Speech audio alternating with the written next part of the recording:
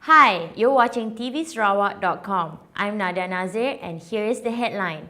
Datuk Patinggi Tan Sri Adnan Satim has called for proper documentation of Sarawak's post-1963 history.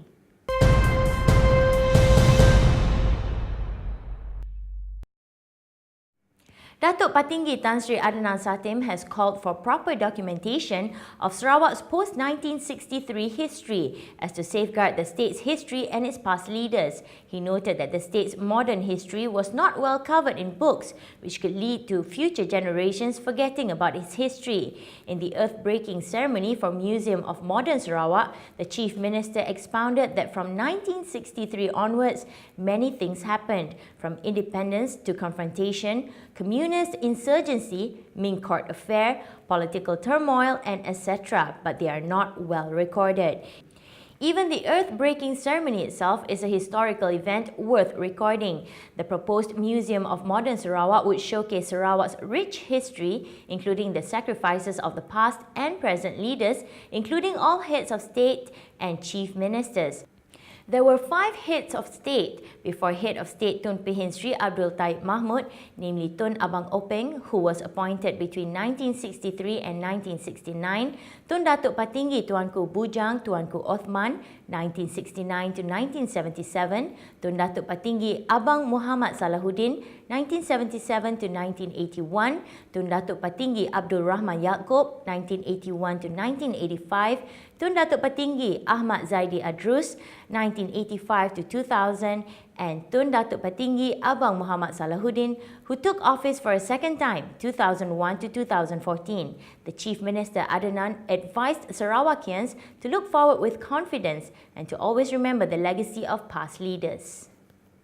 Chief Minister Datuk Patinggi Tan Sri Adnan Satim has urged Sarawak agropreneurs to use the good advantage of Malaysia agriculture, horticulture and agro-tourism show. His text of speech was read by Deputy Chief Minister Datuk Patinggi Tan Sri Alfred Jabu in conjunction with the state-level Road to Maha 2014 Expo at Medan Niaga, Satok. He said that the Federal Ministry has planned to assist local agro-based entrepreneurs in terms of training, including the labelling and packaging of products for a bigger appeal to break into foreign markets and hypermarket sector.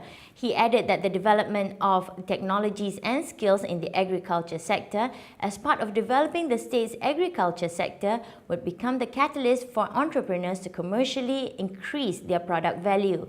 CM also indicated that Ministry of Agriculture and Agro-Based Industry, in collaboration with the Sarawak's Modernisation of Agriculture Ministry, will carry out dialogues pertaining to various agriculture, aquaculture and livestock farming issues. Maha is regarded as one of the biggest and comprehensive agriculture events in Asia and ranked as Tier 1 agro exhibition on the global stage. Sarawak is the 10th state to host the Road to Maha series before the main expo on November 20th to the 30th to be held at the Malaysia Agro Exposition Park at Serdang, Selangor. The next stop of the series will be Terengganu on September 25th to the 27th.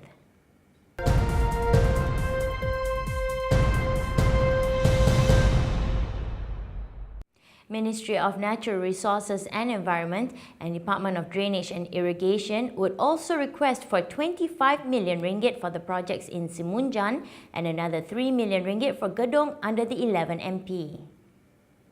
3 Selangor Pakatan Rakyat lawmakers, including 2 from PAS's list of candidates to the Sultan, were interviewed by the palace separately this week on their potential to take on the post of Menteri Besar. According to a report by The Star, the 3 are PAS State Executive Councillors Iskandar Samad and Dr. Ahmad Yunus Hairi and PKR Deputy President Azmin Ali. Citing sources, the English Daily reported that the interviews, which took place at Istana Kayangan over the week, were believed to be part of the palace's process of electing a replacement for outgoing incumbent Selangor Menteri Besar Tan Sri Khalid Ibrahim. The swearing-in of the new Menteri Besar has been confirmed to take place on Tuesday, with the invitation cards already sent out. GST is a game changer, declares Customs Goods and Services Tax Director Datuk Subramaniam Tolasi at his Putrajaya headquarters. Datuk Subramaniam is the point man for the government as it undertakes its most radical tax overhaul since the independence. The biggest challenge that Datuk Sri Najib's administration faces is the perception that the GST will bring about general rise in the prices of goods and services. Talking to Star Bizweek, he indicated that teething problems aside, the GST regime will stabilise prices in the long term with very little price change in most products. Of course, he says this does not factor in rising or falling commodities prices, which affect production costs or shifting market supply and demand conditions. Finance Ministry officials say that an area that the GST will capture is the shadow economy, a problem which plagues governments around the world as enormous revenue losses are sustained. He notes that not all of these businesses are operating illegally, but also comprise legitimate businesses that are too small. He believes the GST will help shrink the shadow economy as it will benefit businesses to register under the system so they can claim input tax for costs incurred. Datuk Subramaniam explained that many consumers are unaware of the current cascading effect of the SST, where prices of goods actually contain hidden costs accrued down the supply chain. The GST model will eliminate this cascading effect, he says, with consumers no longer needing to bear the hidden costs. He added the GST has been structured in such a way that officials will be able to know exactly how much margins businesses are making throughout the supply chain. Malaysian government officials will meet with their Singaporean counterparts to clarify the reason behind the toll charge implementation at the Bangunan Sultan Iskandar Customs Immigration and Quarantine Complex. Minister in the Prime Minister's Department, Datuk Dr. Wee Ka Siong, said it was agreed in a recent cabinet meeting that the Transport and Foreign Ministries would meet with Singaporean officials as soon as possible to convince the Island Republic to reconsider its decision to increase the toll by fivefold at its checkpoint from October 1st. He said the meeting was to clear the air over the matter as Singapore's reason for the toll hike at its checkpoint to match Malaysia's toll charge at CIQ was unjustified. The Singapore Land Transport Authority, in a statement detailing the new rate, said it had been a long-standing policy for Singapore to match the toll set by Malaysia at the Causeway and Second Link. The new rates will see all motorists, except motorcyclists, paying toll as they enter and leave Singapore. Currently, motorists are only tolled as they leave Singapore.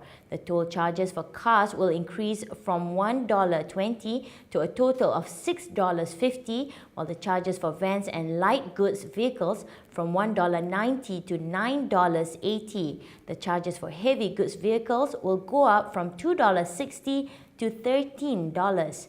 Taxis will have to fork out a total of $3.30 instead of the current 60 cents, while buses will have to pay a total of $5.30 instead of the current $1.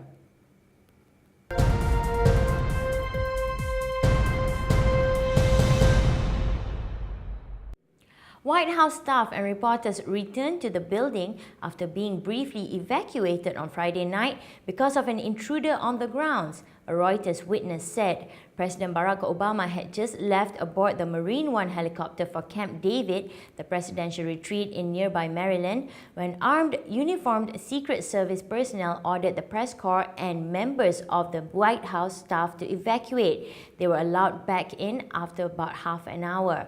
A Secret Service officer said the alert was sparked by an intruder who jumped over the White House fence.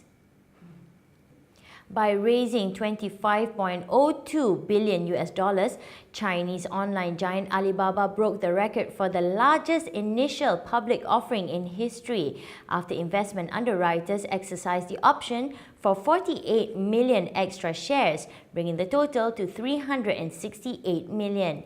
The previous record was set in 2010 by China's Ag Bank, which raised $22.1 billion.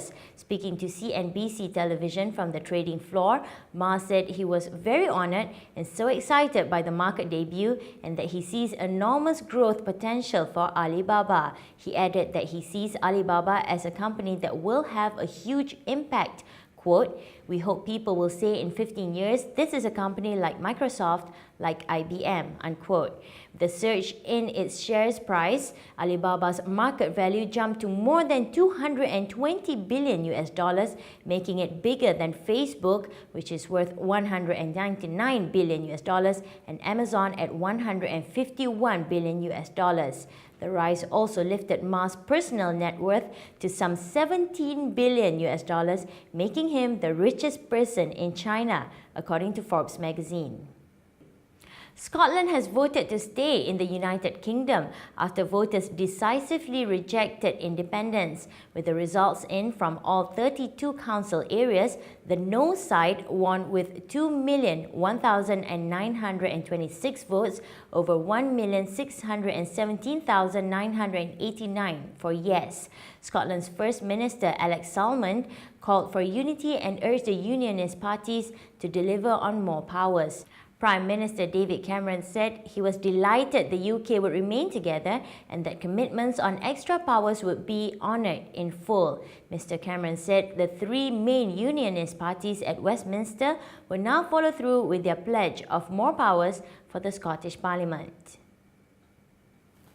That's all the news we have for you today. We are happy to inform that as part of the global digital news development, we have added the sports category where you can watch videos related to sports. We will update it every day. Thank you for watching tvsarawak.com. I'm Nadia Nazir. Have a great day.